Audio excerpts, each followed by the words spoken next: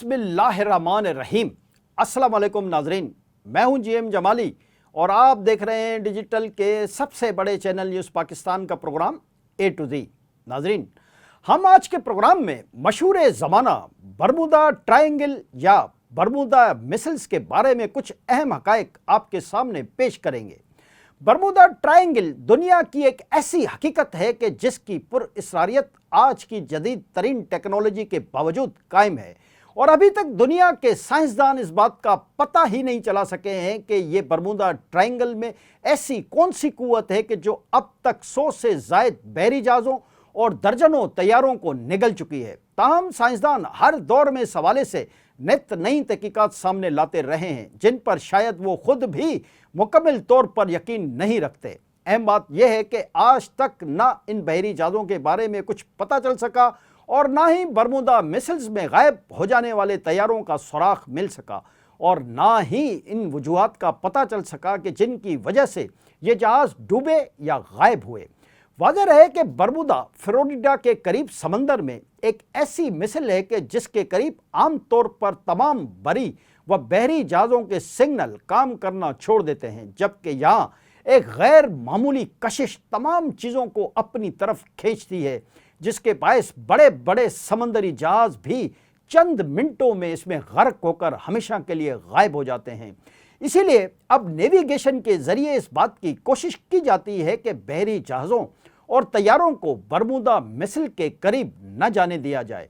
दूसरी जंग अजीम के दौरान अमरीकी फ़िज़ाइया उस वक्त हैरान व परेशान हो गई थी कि जब अमेरिका के 5 तैयारे मशकों के दौरान अचानक बरमूदा के करीब लापता हो गए और फिर कभी न मिल सके। इस वाक़े ने न सिर्फ अमरीकी बहरिया और फ़िज़ाइया में खुलबुली मचा दी बल्कि इस वाक़े से उस वक्त की पूरी अमरीकी हुकूमत हिल कर रह गई थी। इस वाक़े के बाद ही अमरीकी हुकूमत और साइंसदानों ने बरमूदा मिसल्स पर तहकीकात शुरू की। जी नाज़रीन, 5 दिसंबर 1945 को अमरीकी बहरिया के 5 बमबार TBM एवेंजर तैयारों ने फोर्ट लॉर्ड डील फ्लोरिडा से दोपहर 2:10 पर उड़ान भरी। यह प्रवास जहाज रानी की मशकों के सिलसिले का हिस्सा थी जिसे फ्लाइट 19 का नाम दिया गया था। 320 मील के रास्ते पर मुश्तमिल इस सफ़र में ने मशरिक से फ्लोरिडा फिर शुमाल के साहिली इलाके से गुजरते हुए ग्रैंड बहामा जजीरे के ऊपर से होकर जुनूब मगरिब का रुख करना था और उसके बाद अपने अड्डे की सिमत वापस भी आना था, लेकिन ये तैयारे कभी वापस नहीं आए। 5 रोज़ बाद जब इन 5 में से किसी एक जहाज़ का भी कोई सुराग न मिला तो उनकी तलाश बंद कर दी गई। 5 तैयारों के गायब होने का वाहिद इशारा रेडियो पैगामात के चंद टुकड़े थे जिनसे कोई मतलब बरामद करना बिल्कुल ही मुश्किल था।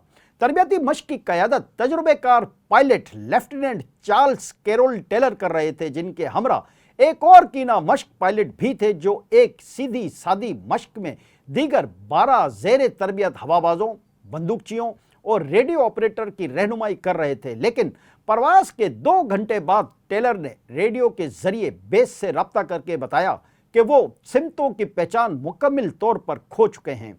उन्होंने कहा कि सिमतों का तयन करने वाले मेरे दोनों आलात जवाब दे चुके हैं। मैं ज़मीन पर हूँ लेकिन ये टूटी फूटी हुई है। मुझे यकीन है कि मैं कीस यानी फ्लोरिडा में हूँ, लेकिन मैं नहीं जानता कि किस कदर नीचे हूँ और मैं नहीं जानता कि फोर्ट लॉर्ड डील वापस कैसे पहुँचूँ। अगर फ़्लाइट 19 अपने तयशुदा रास्ते पर रहती तो उस वक्त उसे फ्लोरिडा कीस के कहीं आसपास भी नहीं होना चाहिए था, बल्कि उसे 200 मील दूर ग्रेट सेल के ऊपर होना चाहिए था। अगले 2 घंटों के दौरान टेलर ने रेडियो से दोबारा रब्ता करके कहा कि इन्हें यकीन है कि वो खलीज मैक्सिको के ऊपर हैं और फ्लोरिडा वापस जा रहे हैं।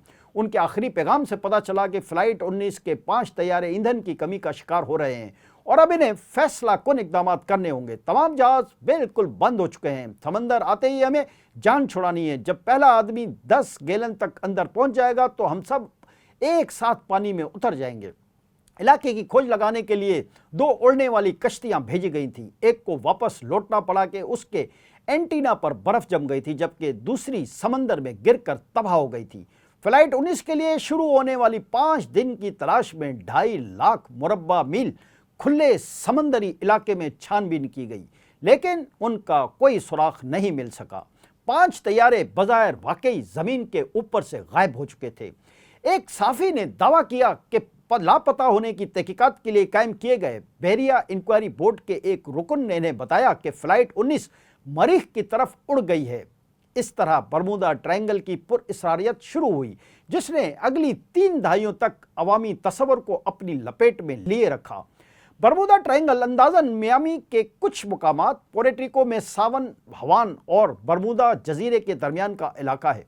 अगरचे किस्से कहानियों को काबिल कबूल बनाते हुए अक्सर ये हदें धुंधला जाती हैं।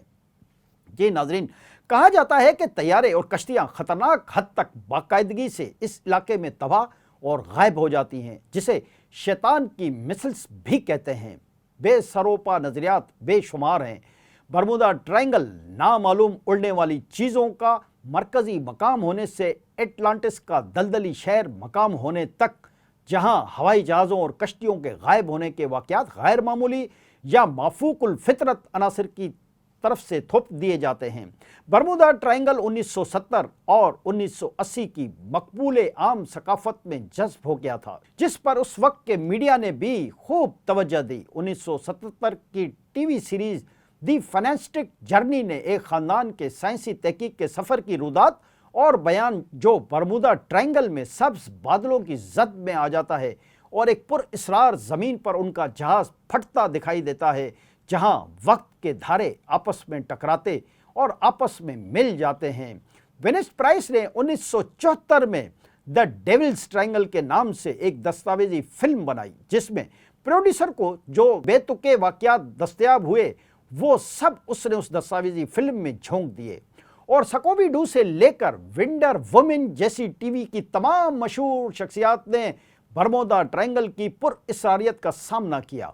फ़्लाइट 19 के हवाले से फ़िज़ाई फ़ौज के बजाय बहरिया तहकीक कर रही थी और उसकी 400 सफ़ात पर मुश्तमिल रिपोर्ट ने 5 जहाज़ के साथ जो कुछ हुआ वो जानने के बावजूद ज़ाहिर नहीं किया, या फिर ये तहकीकाती टीम हक़ाइक़ तक पहुँच ही नहीं सकी।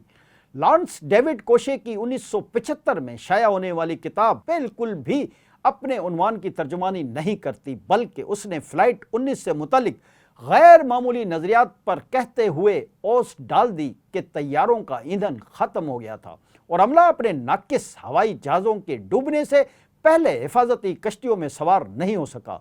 लेकिन ये फ़्लाइट 19 की बुनियादी पुरअसरारियत को हल नहीं कर सकी कि उनकी सिमत का तयन करने वाले आलात क्यों काम करना छोड़ गए, वो इस कदर दूर कैसे निकल गए और मख्फी रेडियो पैगामात क्यों भेजे गए थे, जिनमें कहा गया हत्ता कि समंदर भी वैसा नहीं लगता जैसा होना चाहिए था।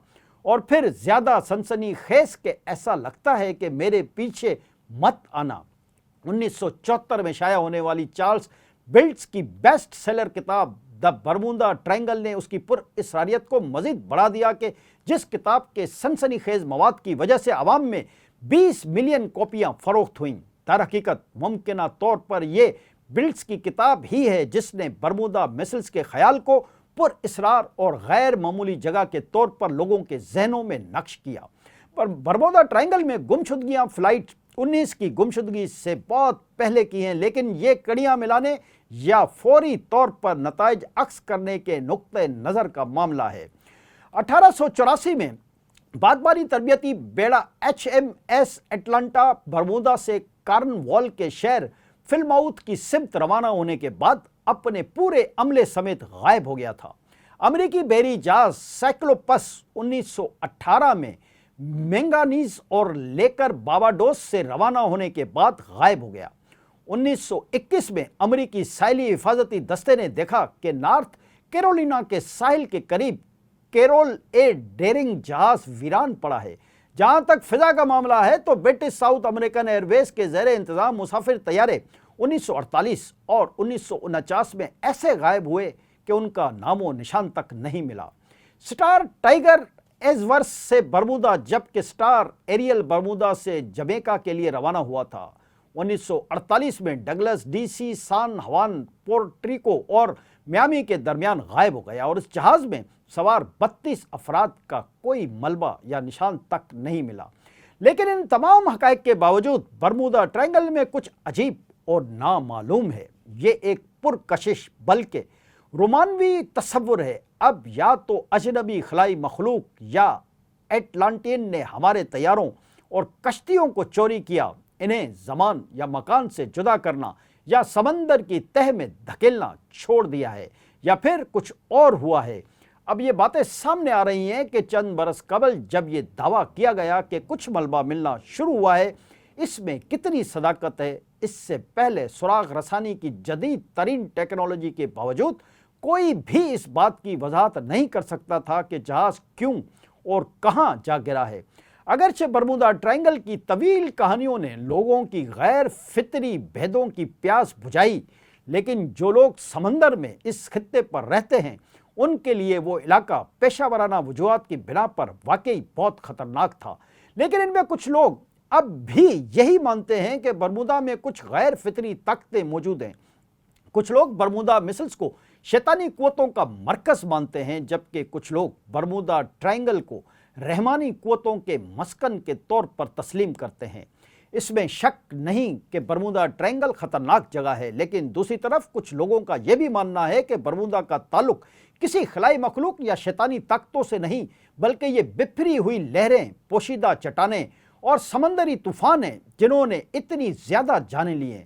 جب برمودا ٹرائنگل کے بارے میں دستاویزی فلمیں آتی تھیں تو سمندری سفر کرنے والی برادری میں سے کچھ لوگ انہیں دیکھ کر ہنستے تھے، لیکن دوسری طرف انہی علاقوں میں برمودا سے متعلق کہانیوں اور دستاویزی فلموں پر یقین کرنے والی بھی بڑی تعداد میں موجود ہیں۔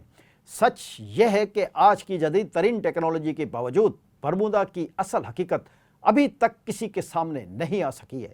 لہذا برمودا مسل سائنس داستان اور حقیقت کے درمیان کھڑی ایسی کہانی ہے کہ جس پر یقین کرنے اور یقین نہ کرنے کے درمیان انتہائی گہری سوچیں، دلائل، تحقیق اور واقعات حائل ہیں۔ آج کے لیے اتنا ہی۔ اگلے پروگرام تک کے لیے اپنے میزبان جیم جمالی کو اجازت دیجیے۔ اللہ حافظ۔